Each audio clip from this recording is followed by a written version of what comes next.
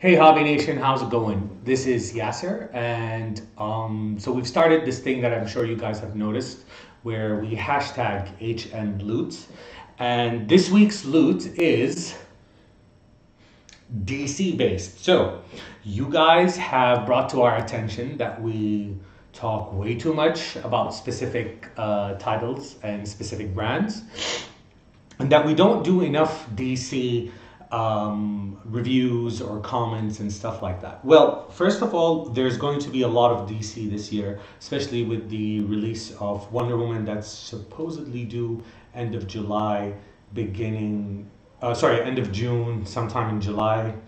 And of course, the Justice League movie comes out this year. So there's a lot of action happening on the DC front. So we're going to bring you a lot of DC episodes as we move along the year, especially after Ramadan or just before. Now, another thing that has come to our attention and that we're kind of discussing internally is that we don't really do a lot of female-centric content, and especially with collectibles. So one of the things that we thought we might do is every now and then try something out with some female stuff and get to it. So today, what I've done is on HN Loot. So by the way, anytime you guys go out and find something you really like and you collect them, share it on the group and hashtag HN Loot.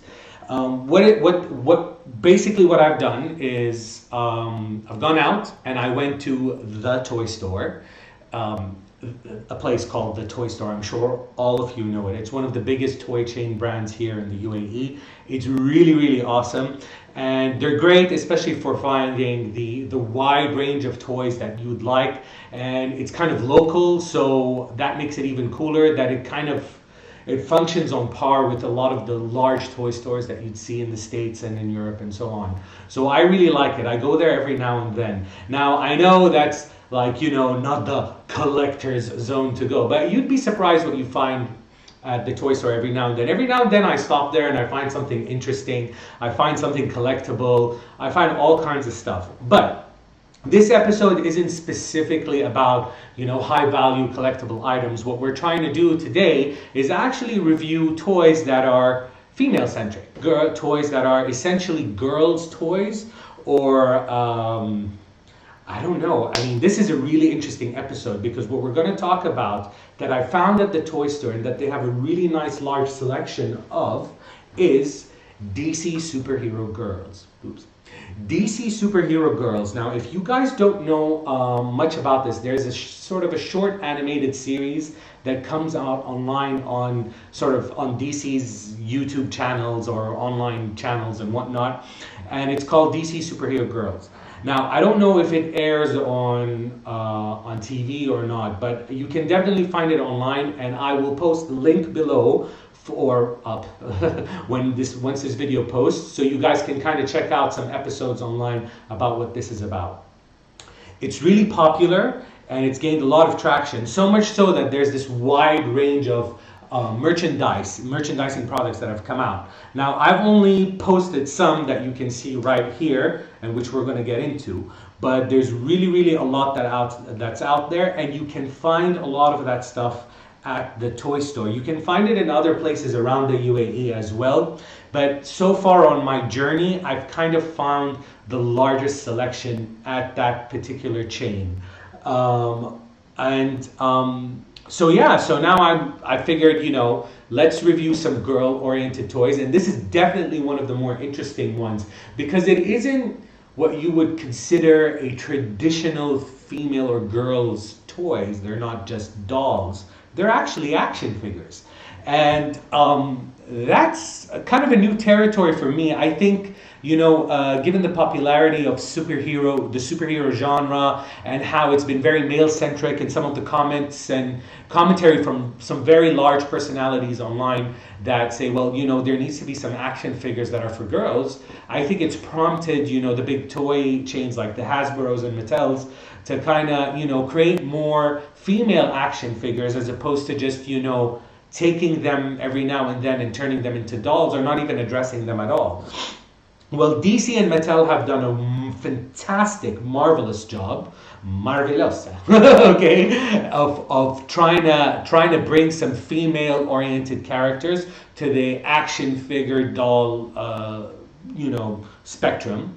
And one of the, in my opinion, generally, my first impression of DC superheroes is superhero girls is that they've done a really great job of providing several merchandising products that target females, and they can actually be in some cases, especially with the sort of more generic action figures, be something that boys and girls can play together. So there's a lot of sharing that can go around.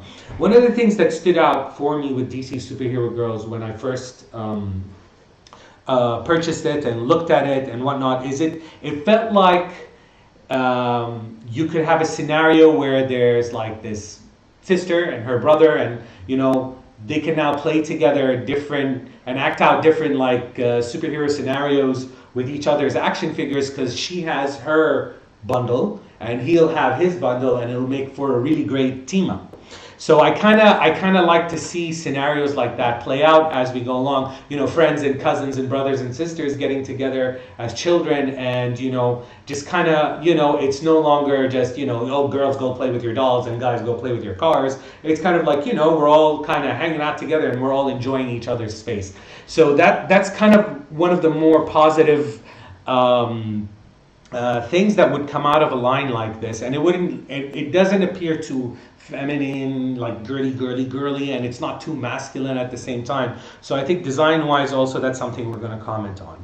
Now, one of the things I gotta say, there are several figures that have come out, and as you can see from the image that I'm about to post, is that there's an entire line that includes Harley Quinn.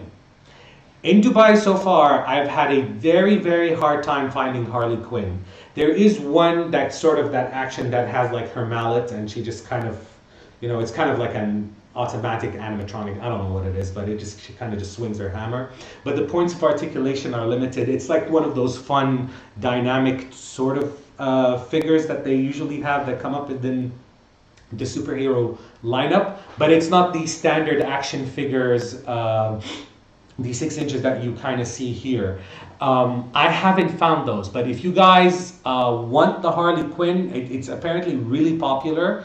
Go to the toy store or go to your toy chain near you and make demands. If you guys have found some, let me know, and let me know where you found it, because I'd like to finish my collection. And what I have so far here is Bumblebee, Wonder Woman, Batgirl, Supergirl, and Poison Ivy. Now, you're wondering, like, with superhero girls, how are people like Harley Quinn and Poison Ivy making it into the mix? Aren't these ladies villains? So I watched the show, but apparently the show takes place in some kind of high school for superheroes. And so far, Harley Quinn and Poison Ivy aren't bad. I mean, there's some naughty characters in the show. Characters who have villainous traits but aren't really, obviously villains trying to destroy the world. They just kind of have like, some traits, and then at the end of the episode they kind of learn their lessons and do better. So it's a positive show. It's for young girls and young kids, and it just kind of, makes sure that, it doesn't push through any negative perceptions or teachings. So in this scenario, you've got Harley Quinn and Poison Ivy still sort of like goodies, and they're but still a lot of their qualities as characters are still retained. But anyway, this is not a review on the show. I'm just trying to give you a perspective, so when you think about these action figures, you understand where it's coming from. Now, if some of you are ladies or young girls, or are parents of young girls, and you are not familiar with the show, I encourage you to go online and check it out, and then we'll look at these action figures. Now, overall, I actually really like this, like I said before. Now, one of the things that stood out for me that's a little bit different from this lineup of action figure, because usually with action figures like this, they tend to be a little more affordable. They're for the 4 and up. I think this is 4 and up. if I am not mistaken. Yes. This is basically for children who are 4 years old and above.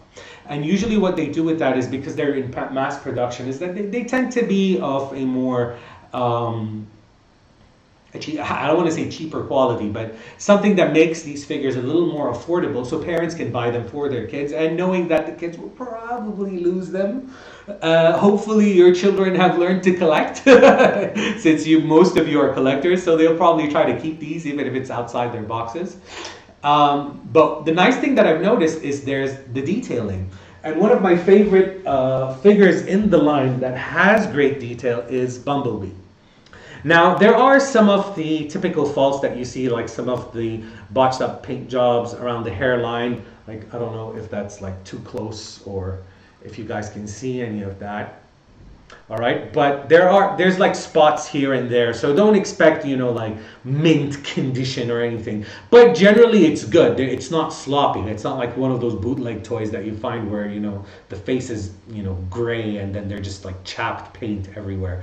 So it's fairly good. The color combinations and the color quality on each part, whether it's the plastic boots or the jeans, not the jeans, well, the suit and the texturing on the suit is really good. So if you guys can see some of the texturing on Bumblebee, it's relevant to what she has on the show. It's relevant to her character. It's really nice. I like her hair. I think her hair is very interesting as a design. What I like more than all of that is that if you notice the features, they're all more or less accurate to what you would see on the show. They're in line with the characters' designs on the episode, and that I think is one of the important things.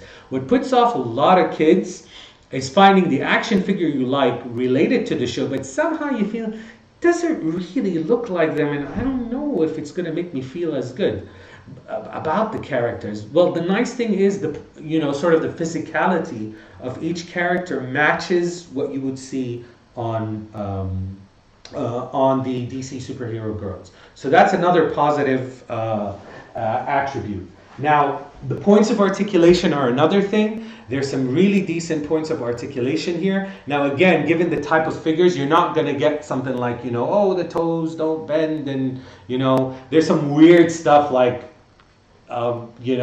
it just like Bumblebee's head doesn't turn easily. It takes a few tries to get that right, but it does turn. There's just some weird sort of quirks here and there, but overall it's good.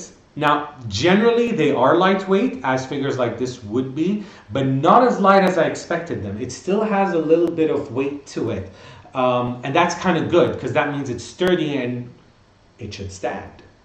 So as you can see, they can all stand fairly well. Now, Bumblebee is one of my favorites, again, because of the texturing. I kind of like all of them. Now, Wonder Woman is another one that I really, really like. Why? One, because, again, her features are fantastic. Her mobility is fantastic. Her colors are fantastic. And I really like the change in gradation in different skin tones. They also match what you'd see in the cartoon series, which is really, really nice. And again, across the board, they seem to be the same sort of mold. So if one figure kind of has like a particular set of point of articulations, all the other figures would generally have the same. Now with Wonder Woman and Batgirl, there are accessories, and it's not common in the action figure lineup to come to see accessories, but with this you can. The good part is the lasso of truth isn't stuck to her as you would find in most Wonder Woman action figures that are out there. And it's the thing that just irks me, is every time I get a Wonder Woman action figure, it's just her lasso of truth is just attached there. I mean, part of the whole fun, whether you're a boy or a girl or whatever, playing with Wonder Woman is to get her, to whip that lasso of truth and just kind of, wrap her enemies around and get them to confess. And you can't do that unless you can take it apart. Now, my main problem with this particular accessory, I mean, do I need to say what it is? Like, why? Why is this designed like this? If you're going to go through this trouble where it's all bendable and nice and, like, it it's just weird. I mean, if you just attach it without having her hold it, it doesn't. It just doesn't make sense. So what I've done, for my setup is just I make her hold it kind of like that. But then, I mean, as much as I enjoy her being able to, remove it and use it, it's kind of a pain because there's not much I can do with it. So it looks cool when it's like that. It just gets weird if you try to play with it or do some of the stuff that Wonder Woman would do. Now, another thing that's missing here that is in the series, but I don't see it here, is her sword. And this is common. I've come across a bunch of Wonder Woman figures that don't have swords, and I don't really know why. I thought maybe it's because of the age thing and they don't want kids to swallow them. But this could be swallowed too, and actually I could remove her head and swallow that too. But sorry, but I'm just saying, kids are very inventive with when they want to cause a ruckus. That's one of the things that kind of bothers me, and it isn't about superhero girls, because the DC superhero girls basically, compared to a lot of the action figures that are out there in general, fares pretty well. It's other girl-oriented. Not to shift gears a bit from DC superheroes, is there's this. Now, when Batman versus Superman came out, and those of you who know me who think I'm just a fan of Marvel, I'm not. I'm also a fan of DC. And a quick, trivia points for you. I actually liked BVS, the Ultimate Edition. So this is the what they call the Black Label series from Barbie Mattel. And the Wonder Woman figure here is amazing. Now, in this one, the Lasso of Truth is usable, and there's a sword and a shield, and it's kind of nice. And given that it's a type of Barbie, it's actually pretty accurate to the character, and it's really, really, really well designed. So again, if you're thinking about what from the superhero universe is out there that's targeting girls, there's this. It's a collectible. I'm not sure how many are still available in Dubai, but I bought this from Dubai. Can't remember where, but it should have been available in most of the toy stores. So you can check and see if you can find it at either the toy stores or some of the other franchises or stores that are out there that would have it. Switching gears back to superhero girls. So Wonder Woman is definitely one of the most important in the line. Within the superhero girls setup, there's also an action figure doll, which I'll get into once I start talking about Batgirl. And there's also a Wonder Woman with a different suit, different outfit, and with a helmet and a motorbike. Now that's new for me. I haven't seen like girls' toys that touch on that, but the Wonder Woman and Batgirl action figures have a lot of different setups. They come with vehicles, they come with like headquarters and different setups, and they have different suits going on, and it's kind of nice. So what's really cool about DC Superhero Girls is that there's sort of a variety. Now these are the startup characters. There are a lot more characters in the show, so hopefully if the series is successful, we're probably going to see some more action figures come out of there. The one that looked really cool online was Harley Quinn, but again, I couldn't find her to get into that. Another one that we can talk about right now is Batgirl. Now Batgirl, as a 6-inch action figure, does come in different variations depending on what playset you purchase. So there are different playsets. There's sort of like different headquarters, there's a playset with a vehicle, just like I mentioned before. And depending on the playsets, you get like sort of variations of her suit. Again, her colors are fantastic. Her design is fantastic. The points of articulation are fairly good given the type of action figure this is. However, there is something here. Now, it doesn't look like a problem until I do that. Now, Batgirl in the series has a hoodie. This is not a hoodie. I don't really know what this is. Like, it's almost like and I know most little girls or children are going to take this and go fling and just keep Batgirl like that. And that's a problem. I mean, I'm not sure what they could have done to design it better, but there are a lot of solutions out there. I've seen some other action figures that we've collected that present options. I mean, she could have come with an extra head accessory if they wanted, but I'm not sure if the way this is designed or engineered to be able to be removed and replaced with another head, or I just think that maybe it could have been a fabric or whatever it is, or just not there at all. But it is a bit weird as a design, but overall I still like it as a figure, and I still think that she fits well within the series of figures. However, that's like the only thing that I don't like about DC Superhero Girls is the fact that their accessories are just blah or meh, so the ones that come without accessories are actually more impressive. So again, that's what's happening. Now, two of the new ones that I bought are Poison Ivy and Supergirl. One of the things that we always judge when we're looking at collectability, especially for collectors who are just buying these action figures just to put them up on shelves and on display. A nice thing about the DC Superhero Girls lineup is the package design.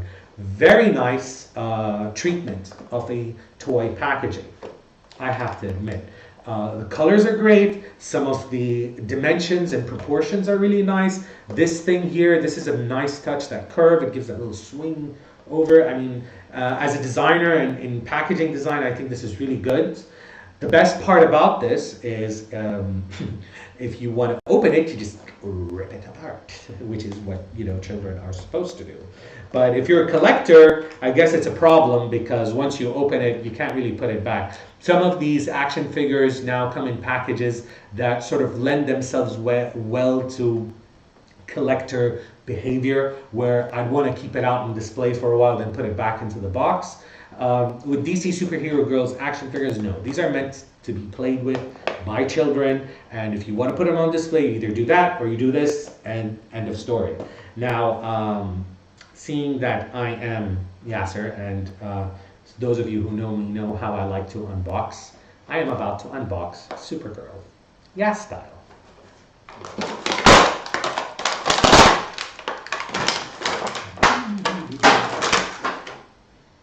Piece of cake, fantastic. All right, so Supergirl flying through the air, woo! All right, that cape just fell off.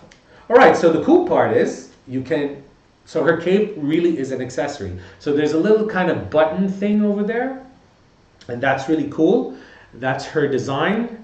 Again, fantastic colors, really nice. The dress has got some, some mobility to it, so that's cool. It's not just stuck there. It is stuck there, but it's, and this clips on nicely. See, I think what they've done, what Mattel have done with Supergirl's cape is a little more successful than Batgirl's hood, because there's a button, there's a way that it attaches, it makes sense for the character, it doesn't look odd, but here when you look at this hoodie, it's very awkward. So first of all, let's see how well she stands.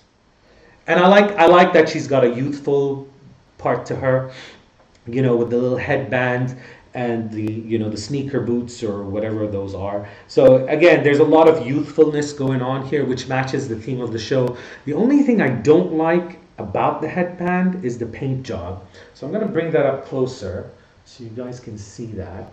Now, if you look at it closely, it's a bit blotchy. Could have been handled better. But again, these are mass production. I mean, they're not intended to be, those ultra collectible limited edition toys that you'd get that just kind of would sit on a shelf. They're meant to be played with. But again, given what's going on, overall they're really good. The job, for example, on Wonder Woman's hair is fantastic. Supergirl's hair would have been great had it not been for the botchy paint job on her head. I'm not going to unbox Poison Ivy because I want you guys to kind of just, let that packaging marinate. Now, this is something I want to talk about. This, I think, is what's going to get a lot of your daughters or some of you ladies very, very interested. So with Mattel, they have fashion dolls, and they kind of have action figure dolls when it comes to characters like this. And this is an interesting, I mean, from my view, sort of hybrid between an action figure and a doll, like a fashion doll, because it still has, you know, hair that I guess a girl would comb, but then there are action fighting accessories like a batarang and like a projectile and a shield and just all the stuff that, actually dudes would play with. And there's one more very important feature. The clothes are not fabric. Now with fashion dolls, like if you look at Wonder Woman, well, I guess this Wonder Woman is a bit of an exception, but in general, fashion dolls tend to have clothes that you would, I won't make these guys sit down, that they tend to have clothes that you would remove. And with this particular doll, it's not like that. It's like a typical action figure. There's like sort of hard edge plastic texturing going on. It's like a giant action figure, but with really luscious hair. So I'm not going to unbox this for another reason, because this is not as common as I thought. So I'm not sure if it's a collectible. I want to do some research on that. But it's definitely beautiful, and I really, really like the packaging. As simple as it is, I like the packaging because it also feels like an action figure's packaging, just larger. But then again, it's sort of a doll. And if you look at the back, there's the typical stuff that you'd see on an action figure, like how would you play with her little batarang thing. I love the design. Now, within the same line, there is a Wonder Woman action figure doll like this as well. And it's really cool. However, I don't like one feature in it, which is the lasso of truth. Does not do anything. It's just there. So I'm sure you could remove it, but there's not much you can do with it. Now, there is a fashion doll lineup for DC superhero girls where sort of their suit is fabric and whatnot, and that's sort of the more traditional sort of Barbie-esque type of doll. And yeah, I mean, and that's basically it. I mean, this is our first review for female-oriented toys. It's our first DC-oriented merchandise review. I hope you guys enjoyed it. If you want to see more content that's related to girls' toys or ladies' collectibles or anything like that, please mention that in the comments below. If you find something that you like and you want to share in the group that you've purchased or that you found in a store, also share that in the group. Use the hashtag HNLoot. And thank you very much for joining us, and I hope you enjoyed this, and see you all next time.